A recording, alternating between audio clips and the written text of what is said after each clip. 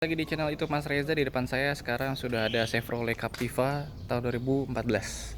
Ini mobil yang sering banget facelift tapi nggak pernah ganti generasi. Mukanya sama dari awal, cuman bodinya sama dari awal, cuman di beda-bedain mukanya, interior, fiturnya dan lain-lain. Mobil yang keluar dengan fitur yang cukup banyak, cukup nyaman. Secara umum Captiva ini keluar di dua varian mesin, ada yang bensin 2400 cc dan diesel 2000 cc dengan turbo.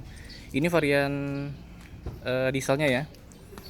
Dari awal lampu mobil ini memang sudah menggunakan proyektor, tapi ini udah proyektor HID dengan lampu berwarna putih ya. Ini dia punya fog lamp yang multi reflektor juga, dan ada desain honeycomb di sini, sama seperti grillnya cukup besar supaya angin yang bisa masuk lebih banyak. Seperti SUV pada umumnya dia masih mempertahankan garis warna hitam sepanjang bodi. Nah, kalau dilihat dari samping, bodinya ini nggak pernah berubah, bahkan sampai facelift terakhir yang tahun 2016-2017 ya. Velg sudah menggunakan ring 17, profil ban di 225/65R17. Rem cakram depan belakang ABS EBD, cukup lengkap safety-nya.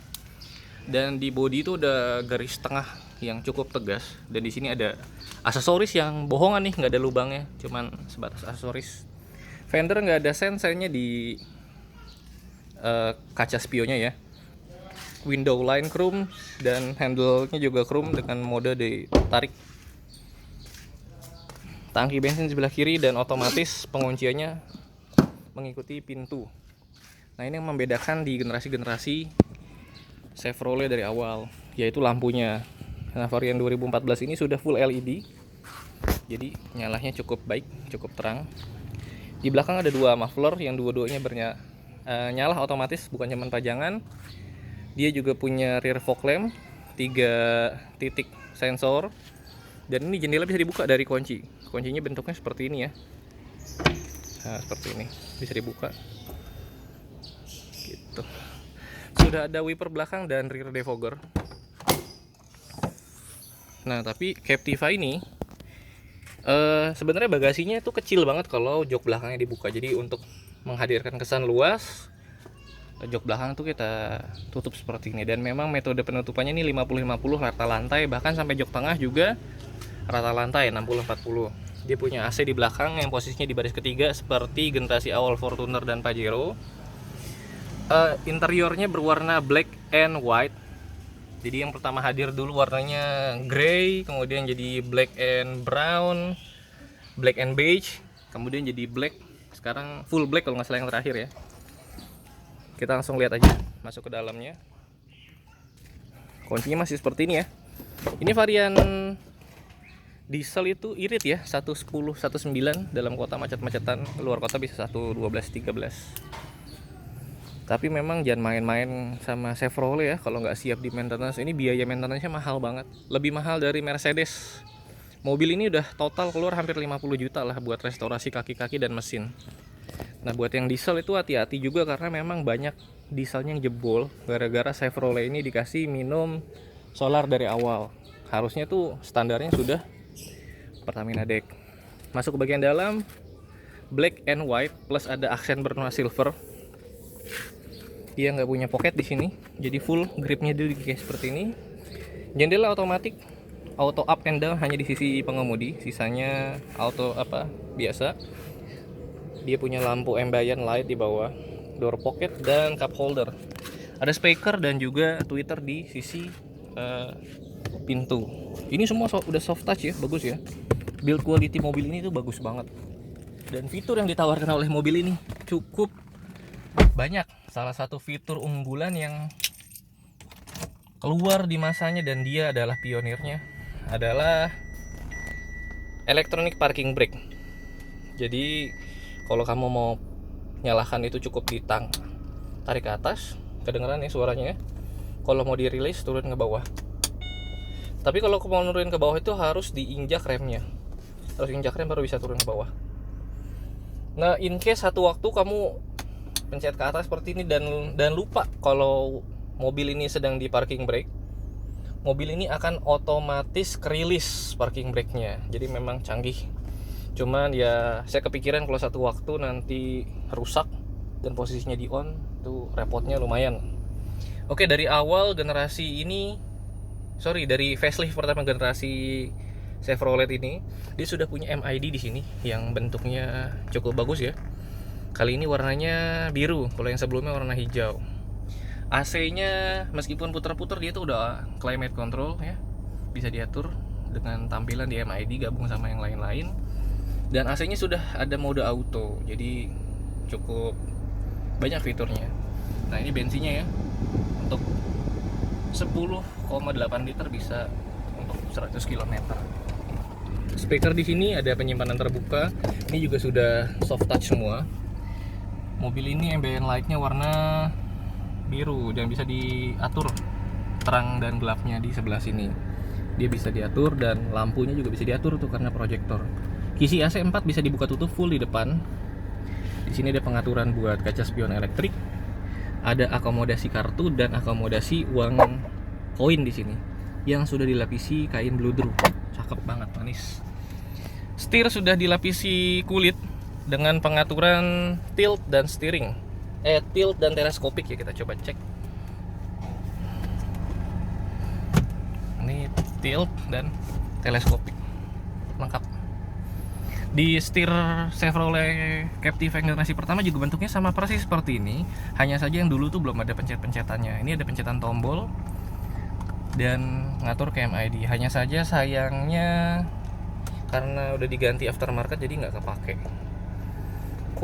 Joknya kulit asli ya, dan joknya ini empuk banget, nggak kayak di generasi pertama. Joknya tuh agak keras. Headrestnya tuh bisa di-adjust maju mundur. Ini nyaman banget sih.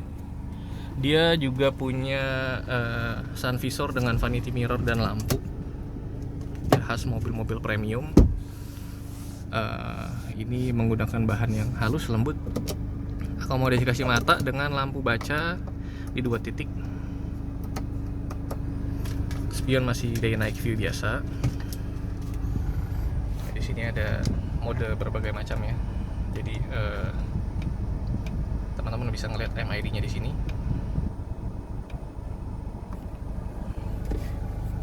Joknya lengkap, head adjuster, reclining, tapi masih belum elektrik. Dia punya footstep di sini yang kokoh keras, dan dia punya lupa namanya ini, yang di atas yang kuat kokoh. Jadi kalau digoyang satu mobil tuh goyang semua. Velgnya R17 ya. Ini di bagian belakang juga kulit. Door trimnya sama seperti bagian depan, sudah soft touch premium, tapi dia nggak ada cup holder. Dan dari generasi awal memang mobil ini punya space yang lumayan di bagian tengahnya, meskipun nggak bisa dibilang luas-luas banget, tapi karena ini monokok jadi bisa masuk dan berasa luas mobil ini. Dia di tengah juga bisa diturunkan. Headrestnya 3, ini artinya mobil memang diset buat 3 orang. Ada cup holder yang bentuknya seperti ini, dan ada yang kelewat di bagian depan. Jadi dia punya konsol box yang menarik. Nah, dia punya konsol box yang menarik ya.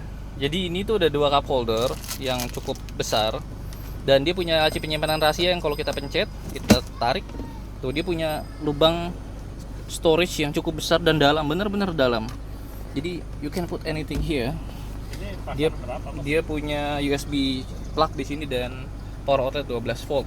Gimana Pak Komandan? Pasaran berapa? Pasaran berapa? Waduh, buat Pak Komandan berapa aja dah. Di 150 juta. Kan punya belok di sana. Oh, siap. Dia sering beli Bentar guys, ini. spoiler guys. Sorry guys, spoiler tadi itu security mantan polisi, Banpol. Dia punya konsol box yang tinggi di sini, nggak seperti generasi sebelumnya. Ini cukup tinggi dan bisa dijadikan armrest, dilapisi kulit dan cukup empuk. Mobil ini lumayan lah, nyaman, tapi memang dia tuh perawatannya mahal banget deh, lebih mahal dari Mercedes ya. Partnya lebih mahal dari Mercy dan agak susah nyarinya. Jadi kalau teman-teman mau beli mobil ini ya harus siap dengan tantangan maintenance yang cukup mahal, biaya maintenance cukup mahal. Tapi akan kebayar semua ya dengan kenyamanan mobil ini. Ini mobil keluaran dari GM Motor ya. GM Motor ini yang ngurus Land Rover juga kalau nggak salah di Indonesia. Jadi wajar ketika dia tuh after salesnya tuh mahal. Tapi kan Chevrolet ini udah hengkang dari Indonesia ya. Jadi ya keberadaan si spare partnya ya nggak resmi, artinya masih banyak sih dijual di komunitas bengkel-bengkel khusus Chevrolet itu banyak. Tinggal cari aja, nggak susah sih, intinya tuh lebih ke budget lah. Ada budget gampang lah. Mobil nyaman, besar, tangguh, gagah, dan irit karena dia diesel turbo lagi, jadi tenaganya besar. Oke guys, thank you for watching. Jangan lupa dikasih like videonya, di subscribe channelnya. Nanti ketemu lagi di video berikutnya ya. Terima kasih. Assalamualaikum warahmatullahi wabarakatuh.